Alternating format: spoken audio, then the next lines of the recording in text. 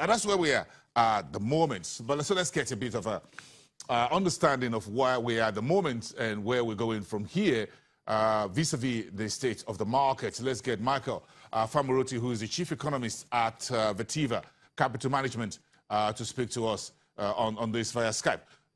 Michael, it's good to see you. Good morning, and hope you had a very great weekend. Part of your weekend yesterday was this statement from the Central Bank of Nigeria. What did you make of it? Morning. Hi, Wilson. Pleasure to be here. So, yeah, the statement, once you understand the environment, doesn't really come as a surprise. So the fact is the current structure or composition of the MPC means that there are not enough sitting members, and the CBN really had no choice. I think the interesting element of it was in their decision to retain monetary policy levers. That's in line with market expectation. And for me, the most interesting element is whether they will be tempted to try and have an emergency meeting, perhaps in February, as suggested, if the Senate does indeed approve the nominations by then, as the CBN Act only mandates a minimum of four meetings a year. So technically speaking, the MPC can't just commence for the year in March, but it does sound like the CBN may want to move before then. In terms of the quorum, and folks are already on Twitter, on social media earlier today saying that, look, what the central bank, a statement, and in that second to the last paragraph of the statement signed by Godwin Emefiele, that in the absence of a meeting of the MPC, the central bank shall continue to maintain key monetary policy variables as decided by the last MPC meeting in November of 2017. Does this suggest that the central bank had unilaterally decided to hold its decisions? What's your understanding of that statement? Some folks say this was a decision by the central bank and it was unilateral of the central bank. Well, it's a very interesting question, really, because the MPC is mandated to decide these policy levers. In the absence of the MPC sitting, these policy levers cannot change. So what it is for me is that the CBN has simply communicated this fact. Look, MPC cannot sit, so we cannot alter these levers. It just happens that had the MPC sat, this is probably the decision that would have been taken. So I don't think it's a case of the CBN acting in a unilateral manner, simply because technically speaking, all they could do is communicate the fact that they could not make any alterations to monetary policy tools until the CBN sits, until the MPC sits. Yes, if there is no quorum, Michael, to hold a monetary policy meeting, does this truncate the operations or the activities or decision-making by the Central Bank of Nigeria? I think the easy answer is yes.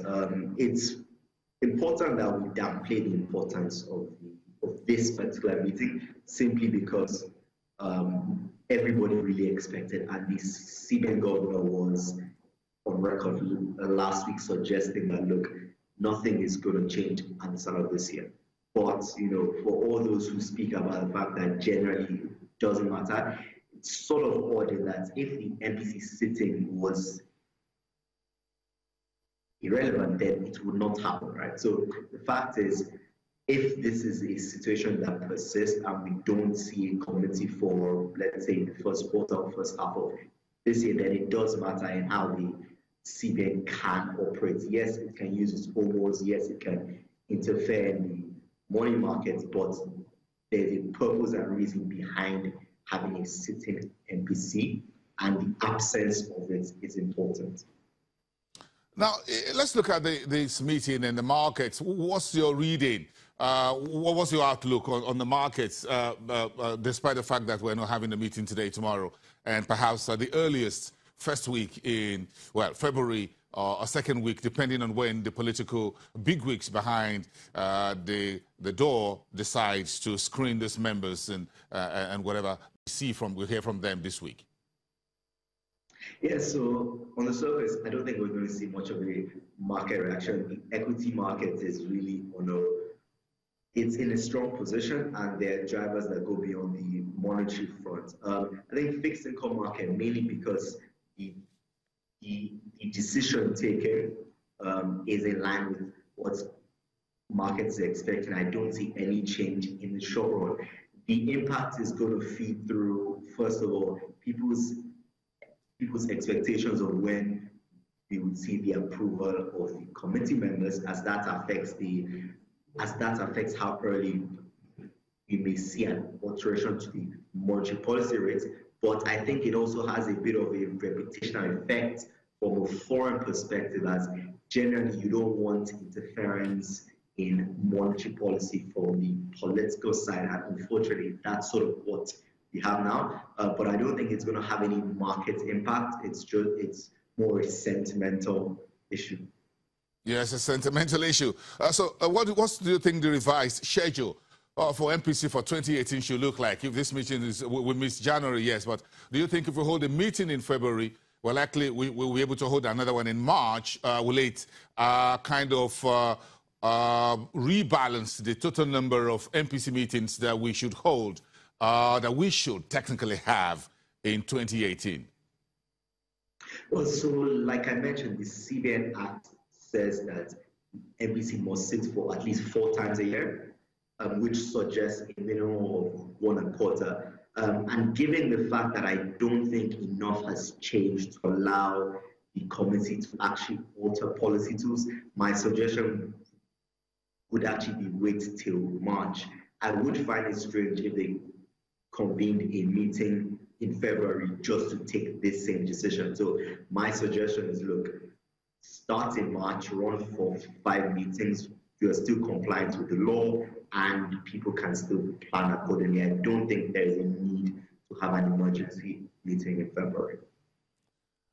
What do you think the political, Michael, what do you think the political, the executive and the legislative branch should be doing right now and the road we have come? This is the first time in my journalistic career of close to 3 decades that MPC is not holding, not because we have any major other issue, but because, we have a political brickbats or bickering between the executive arm and the legislature. Well, I mean, the simple answer is that we need to move beyond it. It's complicated because it's an issue that sits within a wider one. So the Senate has taken a general stance, and this MPC fallout is just one consequence of that. So I think for the CBN, they're probably hoping that they can get some sort of Senate exemption, and the Senate can deal with this issue while still upholding its blanket, stance on no approvals. But I think generally for Nigerians, the hope would be that the impasse between the Senate and the executive on this issue, on the general approval issue, is actually sorted out as soon as possible. Okay. Michael, thank you very much for your views this morning, flagging off this week's programming for us here on Channels Television. Thank you. Michael Famuruti, the Chief Economist at Vetivo Capital Management.